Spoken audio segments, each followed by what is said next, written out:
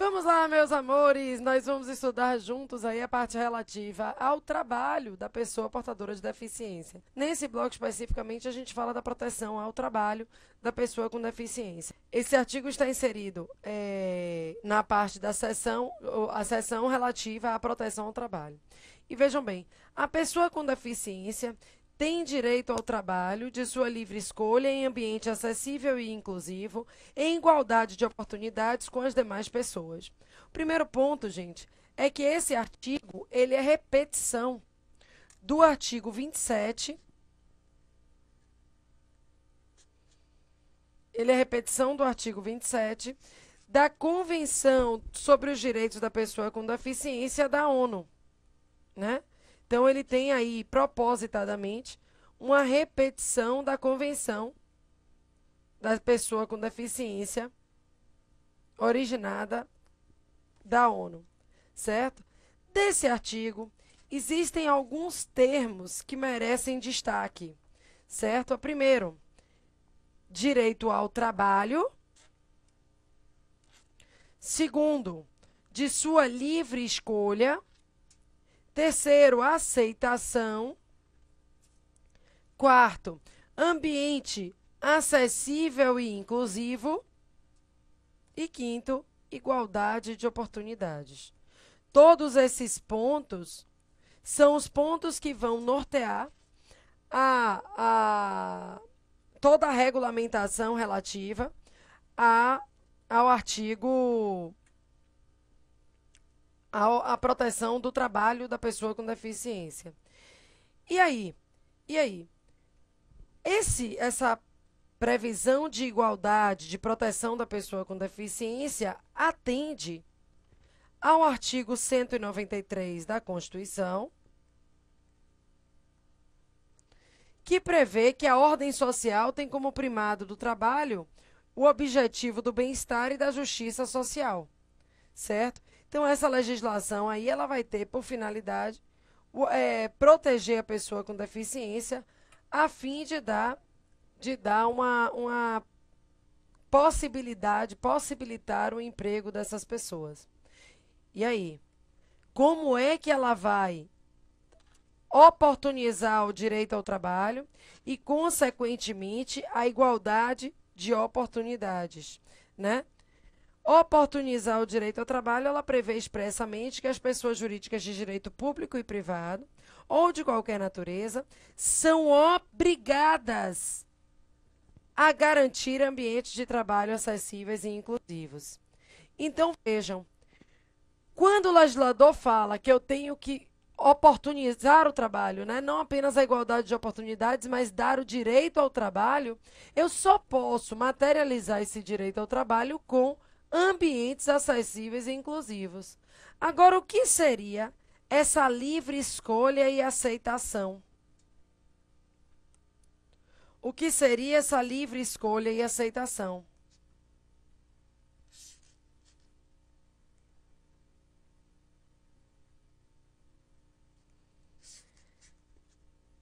Aqui, gente, o legislador quis respeitar todos os direitos da pessoa com deficiência, inclusive o direito de escolher o seu trabalho. Não é porque essa pessoa tem uma deficiência que o trabalho tem que lhe ser imposto, só pode ser isso, só pode ser aquilo.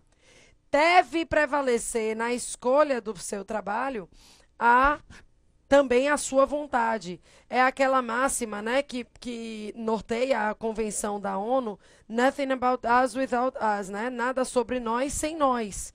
Então, não pode se impor o trabalho ao artigo, ou à pessoa com deficiência, se essa pessoa não aceitar esse trabalho, certo? No mesmo sentido, a gente vai ver essa menção da livre escolha e aceitação, agora no artigo 27, item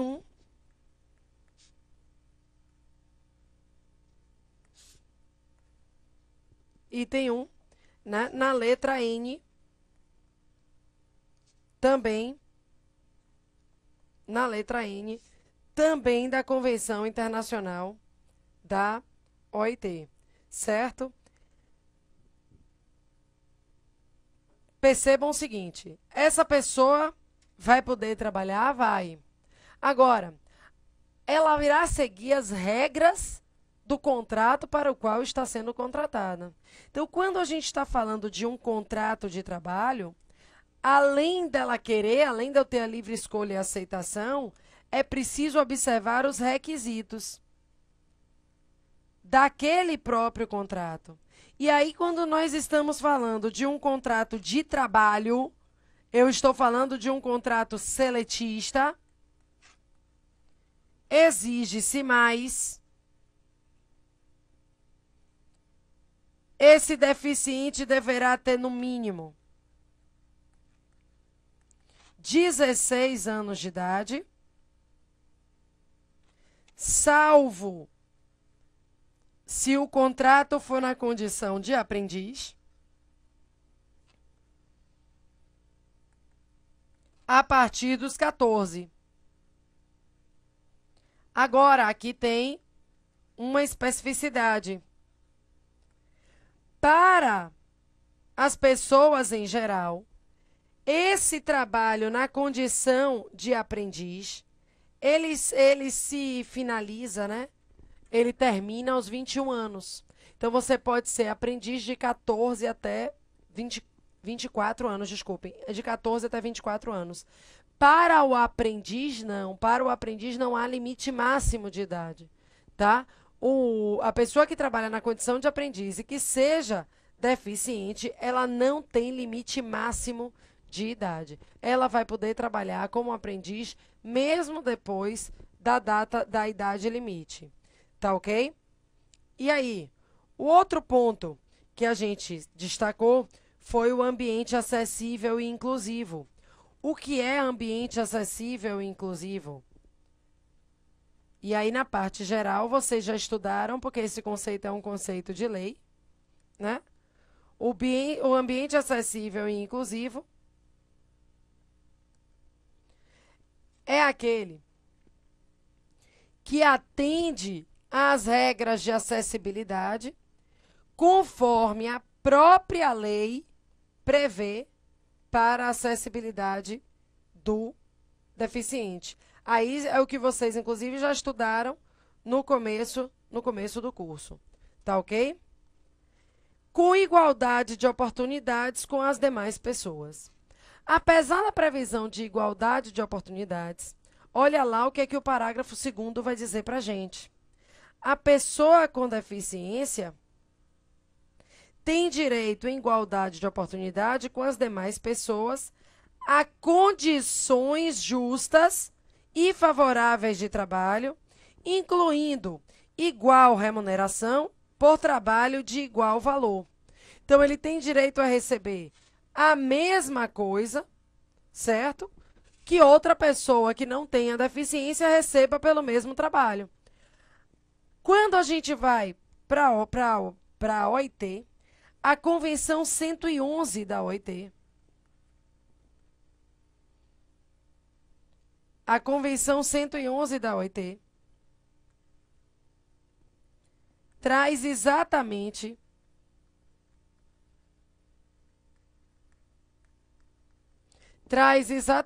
essa expressão igualdade de oportunidades, tá? Prevê expressamente que deve-se ter a igualdade de oportunidades, tá ok? Então, as pessoas jurídicas de direito público vão ter garantida o seu trabalho em ambientes que sejam acessíveis e inclusivos, e fica garantida a igualdade de oportunidades e a igualdade de salário. E aí surgem algumas dúvidas. Thaís, existe alguma diferença, certo? Vejam bem, na contratação trabalhista, né? Falando aí da igualdade de oportunidades, na contratação trabalhista, ele tem direito à mesma contratação. É a mesma CLT, ele tem direito a todos os direitos previstos na CLT e também na Constituição Federal, lógico, certo? Segundo, quanto à jornada, Thaís, existe jornada especial? Vejam bem, a depender do grau de deficiência, sim, certo? Então, aquele trabalhador, pega lá o decreto para a gente, esse decreto 3298. Aquele trabalhador que tenha um horário de tratamento especial, esse trabalhador, ele vai ter direito também a horário especial de trabalho, para poder atender a esse tratamento. Então, bora lá. Peraí, deixa eu descer aqui. Não. Aqui são os conceitos.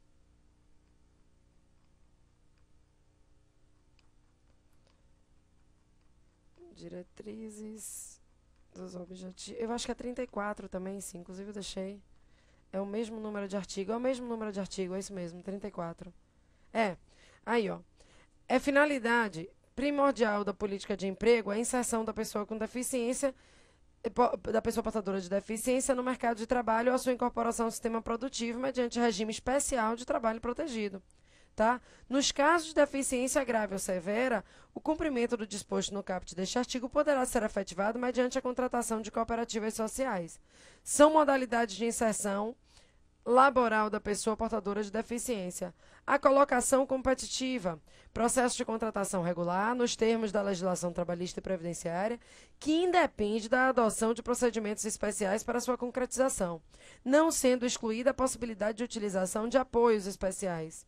Colocação seletiva, processo de contratação regular, nos termos da legislação trabalhista e previdenciária, que depende da adoção de procedimentos e apoios especiais para sua concretização. E promoção do trabalho por conta própria, processo aí não é exatamente o que a gente está tratando, certo?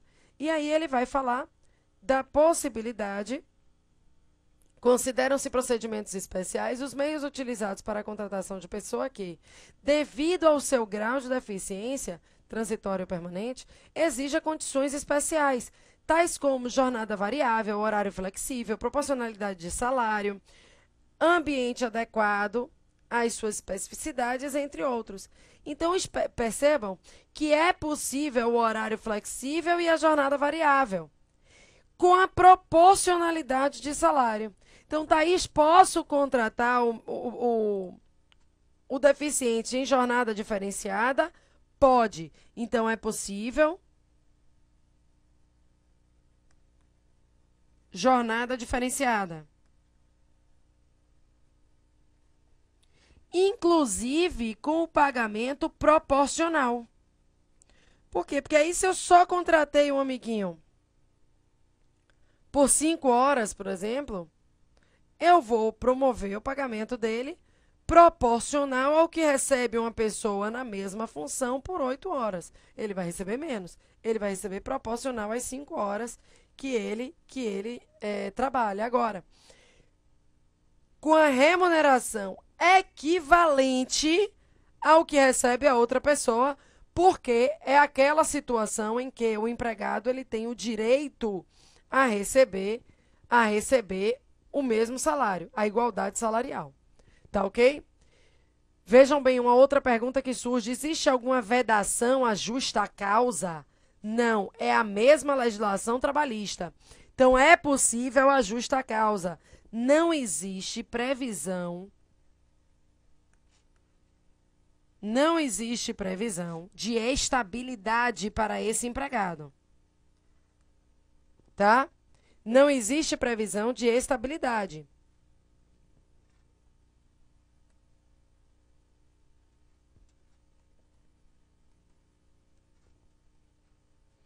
Ou seja, ele vai poder ser dispensado. O que acontece é que o empregador ele tem uma cota para atender, né? Então, se ele tem uma cota para atender de contratação de pessoas com deficiência, ele terá que trocar, pode dispensar essa pessoa com deficiência, pode, mas ele vai ter que estar sempre atendendo a cota das pessoas com deficiência, tá? Então, ele pode fazer a troca, não tem problema, desde que ele respeite a cota que ele é obrigado a atender. E aí, voltamos para cá. É vedada? Não, aí sim, vai ter que tirar foto de novo.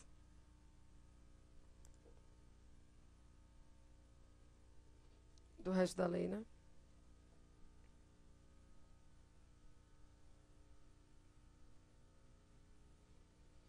Aí aqui são regras mais gerais. É vedada a restrição ao trabalho da pessoa com deficiência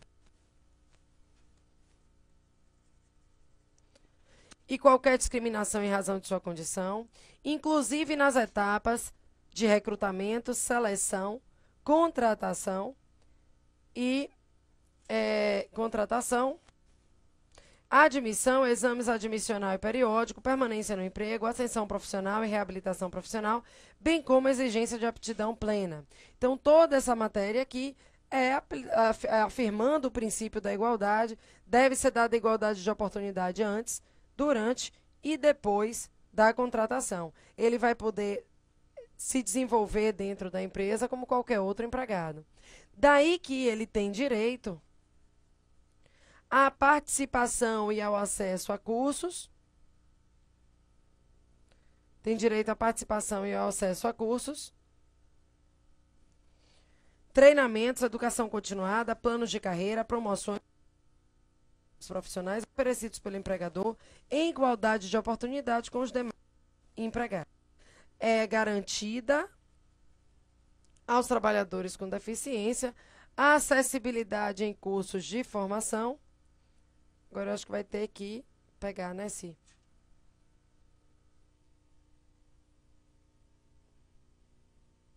Em curso de formação e de capacitação, aí tava ok, tá?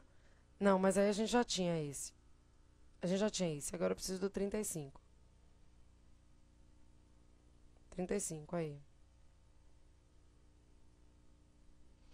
É finalidade primordial das políticas públicas de trabalho e emprego promover e garantir condições de acesso e permanência da pessoa com deficiência no campo do trabalho. Vejam bem, gente, desde ali do parágrafo 3º, são hipóteses que prevêem a garantia de igualdade desse empregado com deficiência e que já estavam na Convenção 111 da OIT, aqui da OIT, tá? A Lei de Aprendizagem, que é a Lei 1097 de 2000 e o Decreto 5598 de 2000, obriga cota de aprendiz entre os seus empregados e nessa cota de aprendiz é possível se colocar, então, pessoas com deficiência, certo? Aí chegamos aí nessa finalidade. As políticas públicas são as visões, né? Políticas públicas aqui. Ai, meu Deus.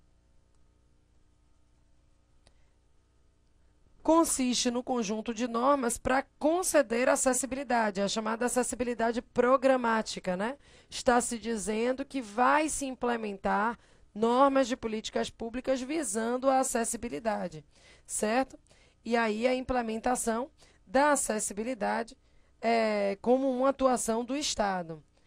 Parágrafo único. Os programas de estímulo ao empreendedorismo e ao trabalho autônomo, incluídos de cooperativismo e associativismo, devem prever a participação da pessoa com deficiência e a disponibilização de linhas de crédito, quando necessárias. Então, são aí estímulo ao empreendedorismo, é trazer o deficiente para também empreender, né? São implementação mesmo de políticas públicas. E aí chegamos na habilitação profissional e reabilitação profissional. Pega lá, se 36.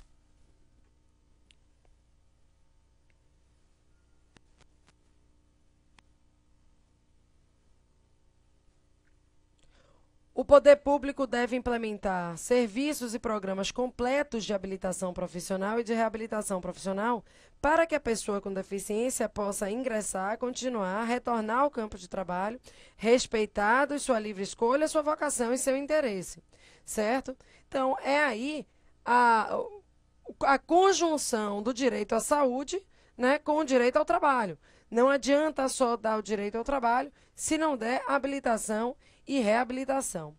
O trabalhador reabilitado, ele tem uma cota junto ao empregador, tá? São as cotas do artigo 93, o reabilitado especificamente. Ele tem uma cota no artigo 93 dá 8.213 de 91. Certo? E aí se discute um pouco, mas aí a gente não precisa entrar nesse pormenor, se essa reabilitação, se é possível contar mesmo a pessoa para as duas cotas, a cota de reabilitado e a cota de deficiente. Uma equipe multidisciplinar indicará, com base em critérios previstos no parágrafo 1º do artigo 2º dessa lei, programa de habilitação ou de reabilitação que possibilite a pessoa com deficiência restaurar sua capacidade e habilidade profissional ou adquirir novas capacidades. A habilitação profissional corresponde ao processo destinado. A habilitação é um ingresso, né? Processo destinado a propiciar à pessoa com deficiência a aquisição de conhecimentos e habilidades vamos pegar lá assim, são 7 incisos. Vocês vão ver que está tudo relacionado com o direito à saúde, tá?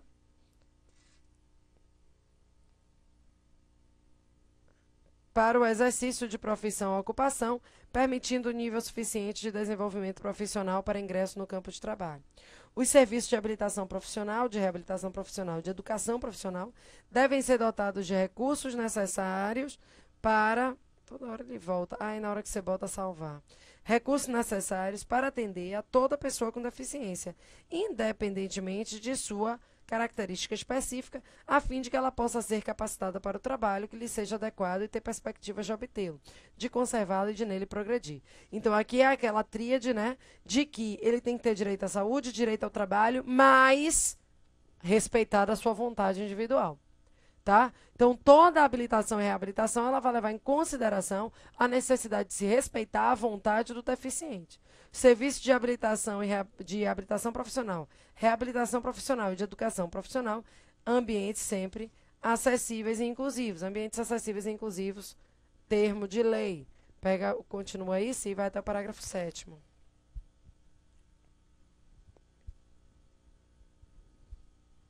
Aí dá para colocar todos juntos. A habilitação profissional e a reabilitação devem ocorrer articuladas com as redes públicas e privadas, especialmente de saúde, de ensino e de assistência social em todos os níveis e modalidades, em entidades de formação profissional ou diretamente com o empregador. A habilitação profissional pode ocorrer em empresas por meio de pré-formalização do contrato de emprego da pessoa com deficiência. Então, vejam, aqui é uma situação especial, porque o empregado ele pode ser habilitado profissionalmente já trabalhando. Tá? Faz o prévio contrato de trabalho, certo? Que será considerada para cumprimento da reserva de vagas prevista em lei, desde que, por tempo determinado e concomitante com a inclusão profissional na empresa, seja observado o disposto em regulamento. A habilitação profissional e a reabilitação profissional atenderão à pessoa com deficiência, certo? Aqui é só uma repetição e etc. Simone, pega para mim lá o percentual, né? Qual é o percentual de cada empresa? A gente já tinha separado, lembra?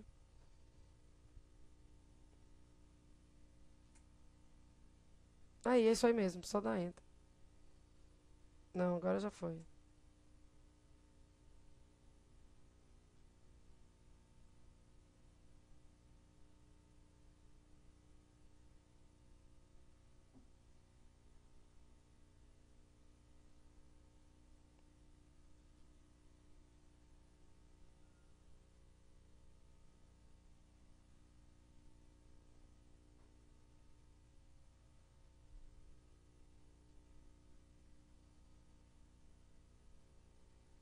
A lei 8.213 vai dizer lá pra gente.